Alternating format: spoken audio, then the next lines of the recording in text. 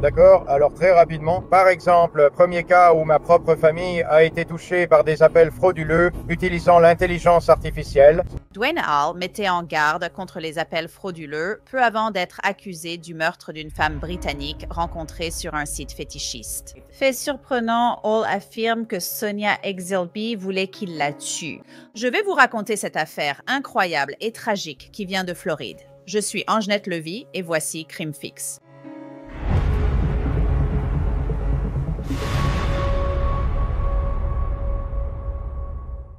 Dwayne Hall est incarcéré dans le comté de Marion, Floride, pour meurtre et enlèvement. Les enquêteurs affirment qu'il a torturé et assassiné Sonia Exelby, une femme originaire du Royaume-Uni dont les proches avaient signalé la disparition en octobre.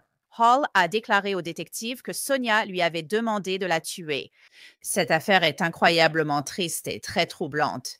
Le mois dernier, un homme nommé Stevie a publié sur Facebook que Sonia avait disparu et l'a décrite comme une personne vulnérable qui avait vraiment du mal avec sa santé mentale.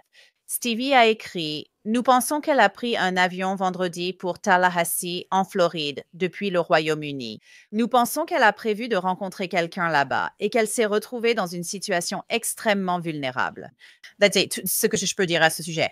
Sonia, selon le département de l'application de la loi de Floride, avait manqué son vol prévu pour rentrer au Royaume-Uni depuis la Floride le lundi 13 octobre. À ce moment-là, il y avait beaucoup d'inquiétudes pour Sonia. La police au Royaume-Uni a en fait contacté Interpol et Interpol a ensuite contacté les forces de l'ordre aux États-Unis pour la rechercher. Une déclaration sous serment indique que, selon les informations des autorités britanniques, Exelby avait des antécédents de troubles mentaux connus et au moins un incident policier documenté en 2024 qui impliquait une inquiétude crédible selon laquelle Exelby voulait mettre fin à sa vie et prévoyait de se rendre aux États-Unis dans l'intention de rencontrer des personnes en ligne qui seraient prêtes à la tuer violemment. Exelby aurait peut-être communiqué avec ces personnes sur Telegram. Telegram est une application en ligne que les personnes utilisent pour communiquer de manière plus sécurisée. Cette tentative a été déjouée et Exelby a reçu des soins. Plus récemment, Exelby a laissé des preuves sur son ordinateur indiquant qu'elle envisageait à nouveau de mettre fin à ses jours et de se rendre aux États-Unis pour être possiblement victime d'abus sexuels, de torture et de meurtre par des individus inconnus vivant aux États-Unis. Sonia était arrivée en Floride le 10 octobre, un vendredi, et prévoyait de retourner au Royaume-Uni 3 jours plus tard. La police a indiqué qu'après son arrivée à l'aéroport de Gainesville, le 10 octobre, 2 numéros britanniques ont brièvement été détectés en itinérance aux États-Unis avant d'être éteints. Presque immédiatement, les enquêteurs en Floride ont pu déterminer que Dwayne Hall, âgé de 53 ans, était lié au voyage de Sonia Exelby en Floride.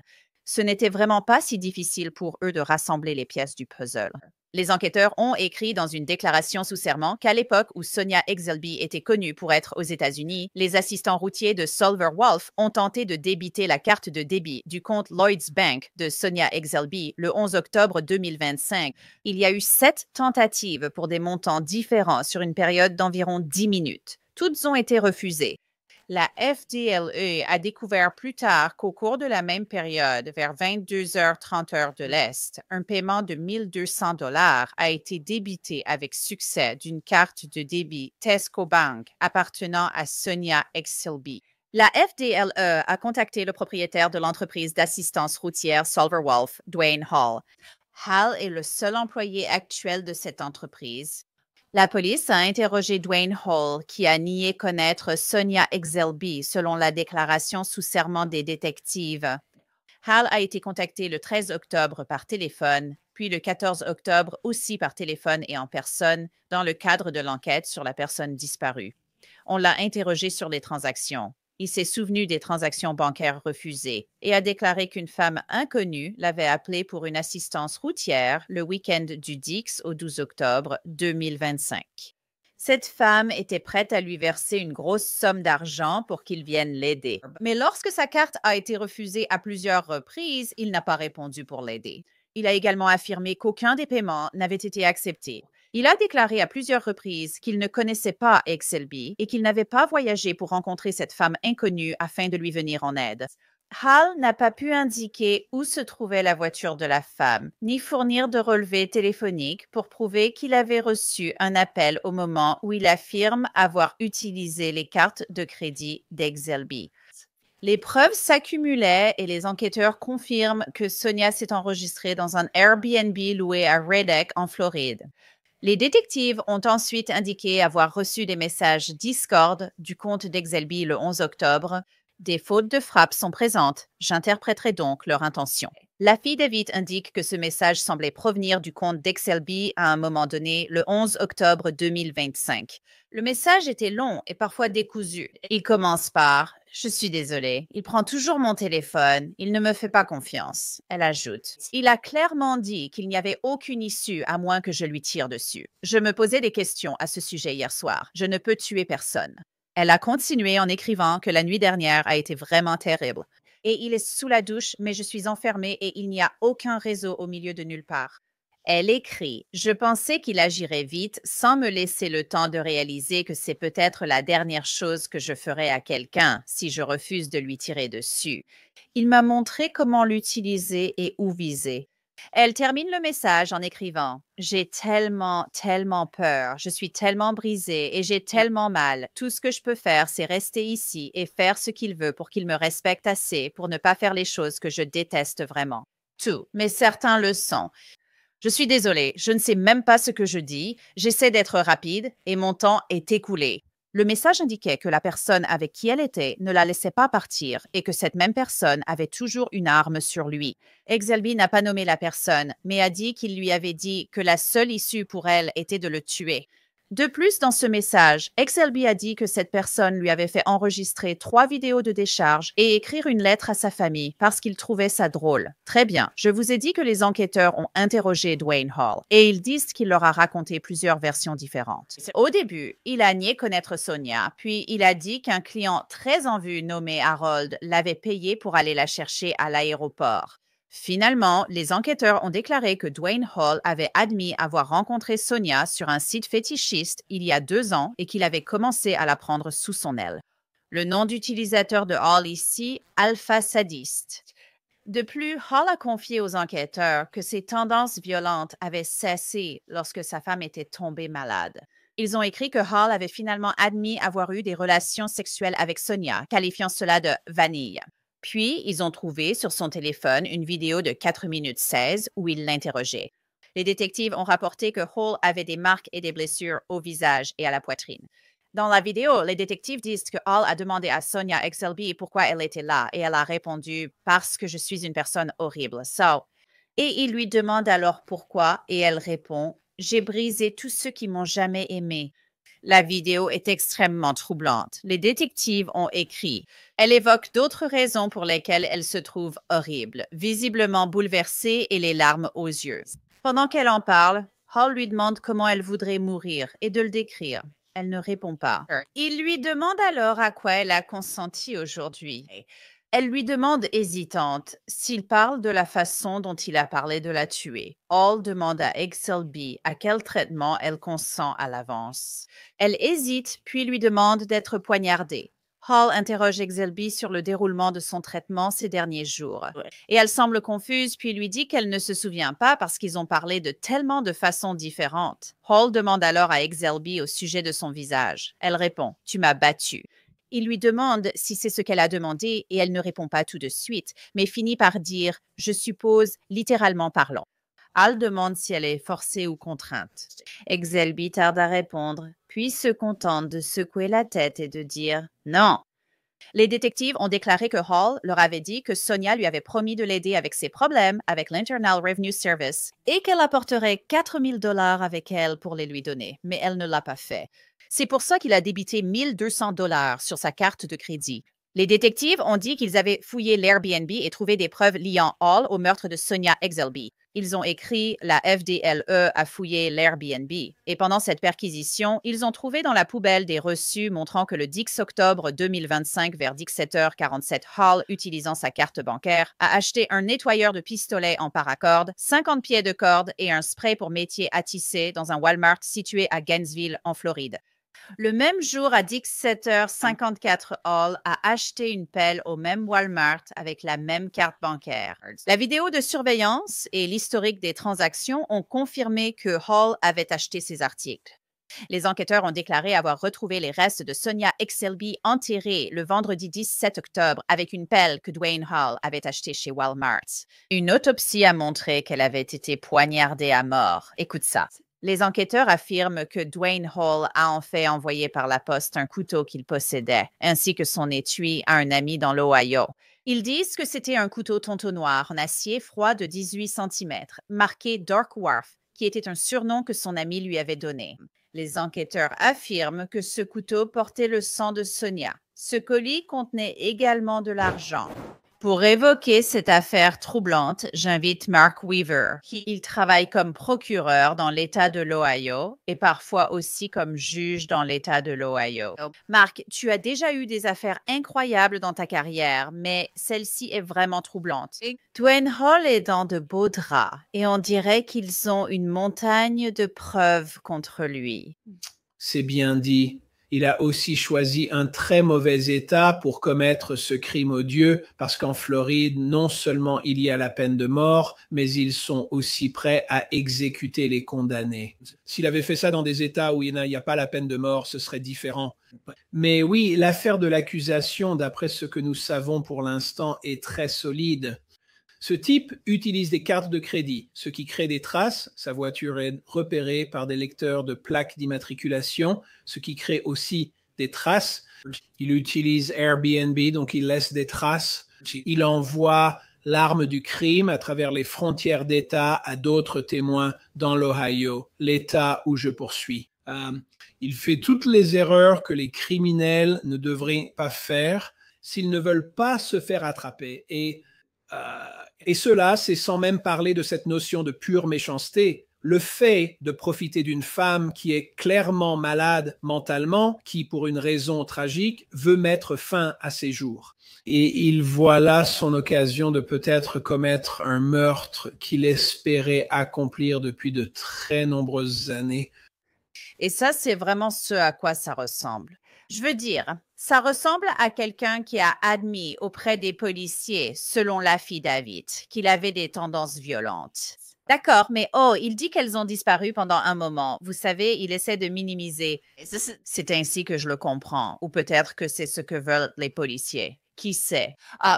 Mais il a un couteau. Et comme tu l'as mentionné, il envoie ce couteau avec du sang dessus, avec un fourreau, à son ami dans l'Ohio, avec de l'argent. Et il dit, « Hé, mon pote, garde-le juste un moment pour moi. Tu peux juste garder ça pour moi pendant genre 6 mois, jusqu'à ce que la tempête passe. La tempête pourrait être assez mauvaise. Je m'attends à ce qu'elle soit peut-être assez mauvaise. » Bien sûr, les flics contactent ce type et demandent, « Il t'a envoyé un colis? » Il répond, « Oui. » Et donc, ils ont le couteau avec l'acide désoxyribonucléique de Sonia dessus. Ils ont l'arme du crime. Je veux dire, je n'arrive même pas à imaginer dans quel monde, sur quelle planète ce type s'est dit « Oh oui, cette tempête va passer. » Oui, c'est une tempête de catégorie 5 et elle va le frapper de plein fouet. Si tu y penses, nous avons fait de nombreuses émissions sur les meurtres de Bryan Kohberger dans l'Idaho, où il a tué 4 étudiants.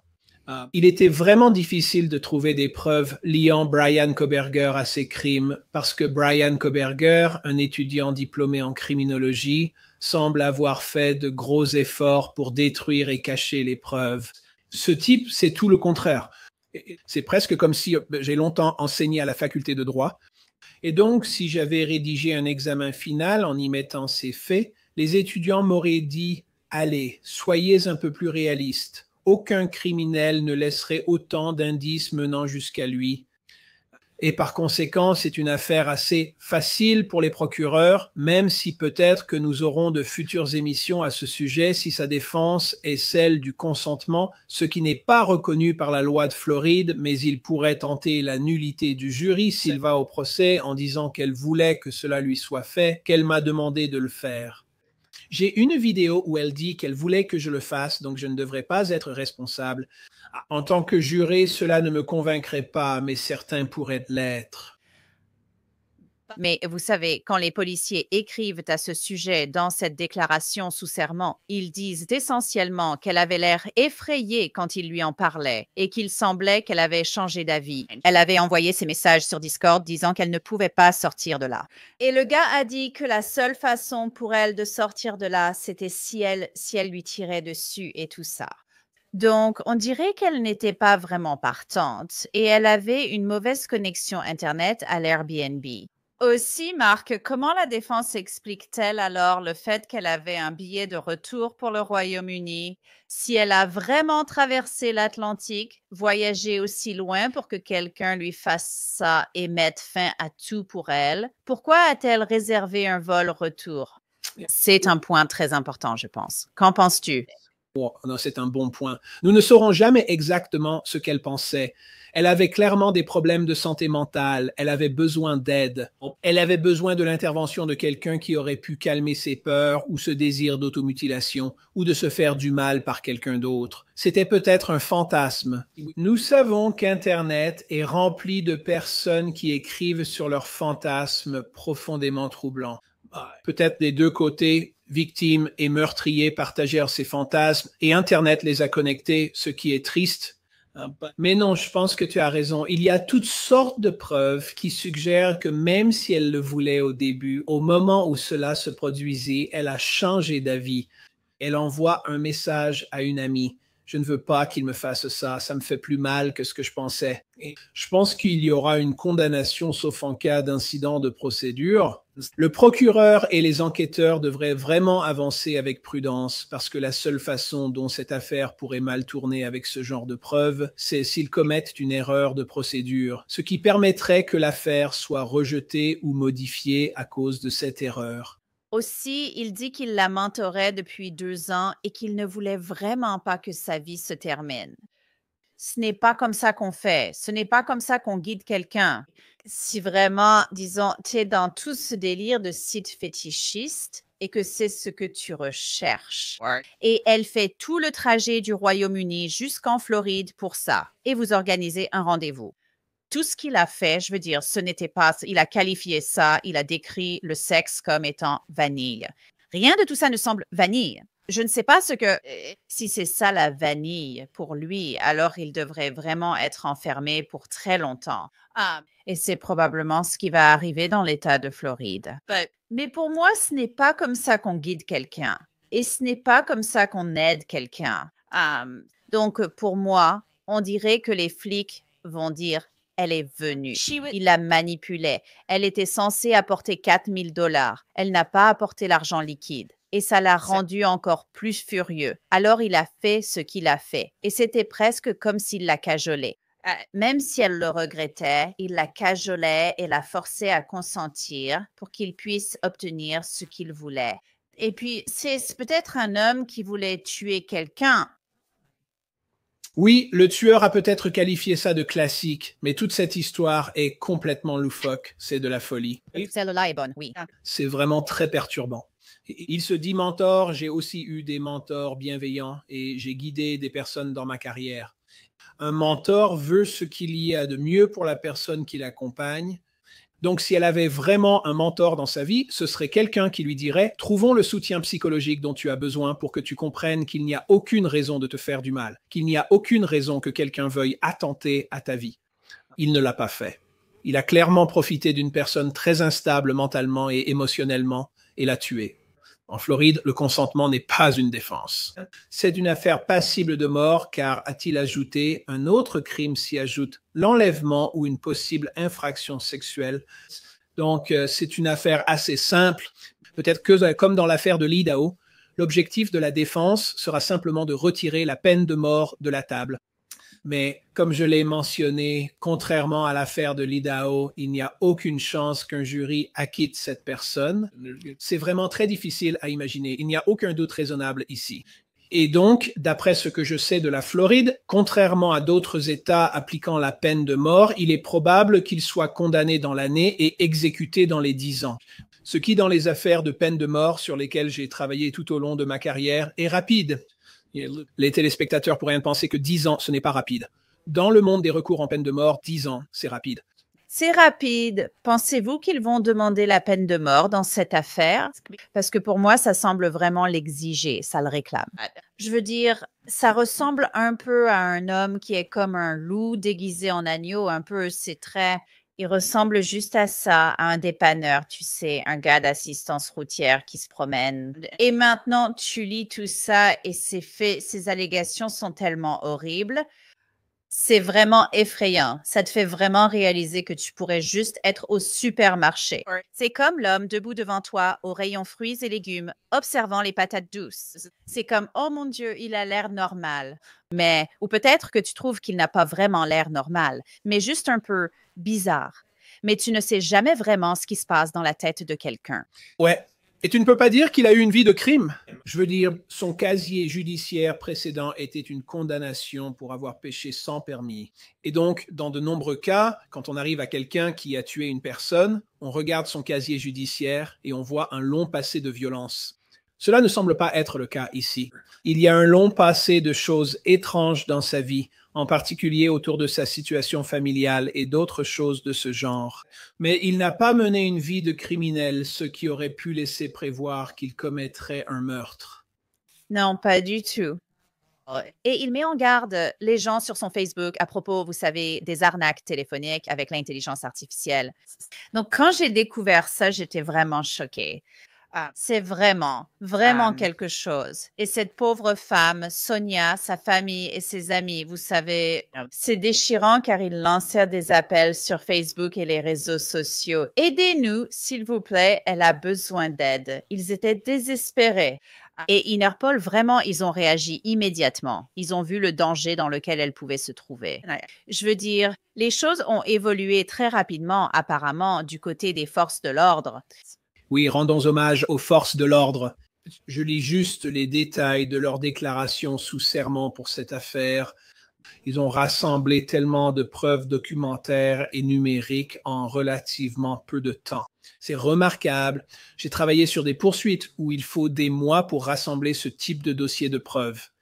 Et donc une excellente coopération internationale, une excellente coopération entre l'Ohio et la Floride, et certainement un travail remarquable de la part des enquêteurs locaux, là où ce crime a eu lieu. Oui, oui, tout à fait, mais c'est tellement triste, tellement triste. Et j'espère vraiment que toute personne qui ressent ce que Sonia ressentait demandera de l'aide, parce qu'il existe des endroits qui peuvent aider à gérer ses sentiments. Et ces sentiments peuvent être passagers, ils peuvent venir et repartir. Et je pense qu'il est clair qu'elle regrettait d'être venue ici, d'après tout ce que nous lisons. Mark Weaver, merci beaucoup pour votre temps. Merci.